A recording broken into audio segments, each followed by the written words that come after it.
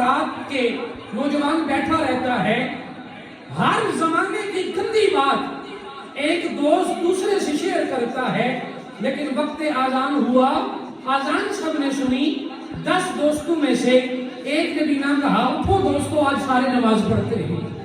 مجھے بتائیں نا آپ، کیا آج کا ایک دوست دوسرے سے روزانہ کی بیس پر جیسے پوچھتا ہے انہیں بتا پب جی کتنی کھیلی ہے، انہیں بتا فلاں فلم دیکھی یا نہ دیکھی، انہیں فلاں ڈرامہ دیکھا یا نہ دیکھا؟ میرے آقا سرور کونین صلی اللہ علیہ وسلم، آپ کی کلمہ پڑھنے والوں، بتاؤ آج کوئی دوست ایسا موجود ہے جو دوسرے دوست سے پوچھے بتا کر کتنی نمازیں پڑھی ہیں، بتا تم نے کل کون سا نیکی کا کام کیا؟ میں نے دوران خطبہ حدیث پاک پڑھی، آقا فرماتے ہیں المرء مع من حبا، دنیا میں جس سے پیار کرو گے قیامت کے دن اسی سے اٹھائے جاؤ گے۔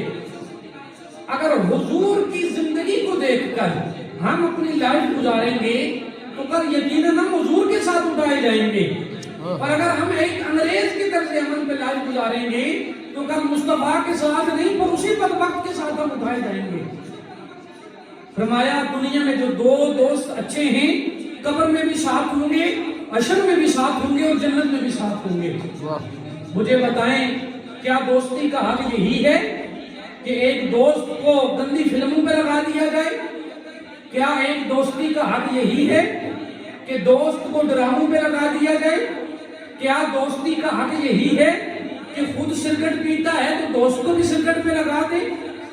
کیا دوستی کا حق یہی ہے کہ خود شراب پیتا ہے اور اپنے دوست کو بھی شرابی بنا دے؟